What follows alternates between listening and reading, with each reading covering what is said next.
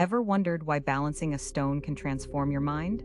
Picture this: you're in a tranquil spot, surrounded by the gentle whispers of nature.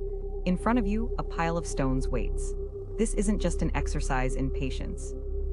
It's a dance between precision and peace. Balancing stones transforms the chaotic energy of our minds into a serene landscape. Each stone represents a thought, and with every successful stack, you gain clarity and focus. The ritual teaches us resilience. Failures just become steps toward success. It's about finding stillness in movement. Think of it as a mindfulness meditation, where the journey is as fulfilling as the result. Have you tried stone balancing? Share your thoughts or join us for more intriguing insights.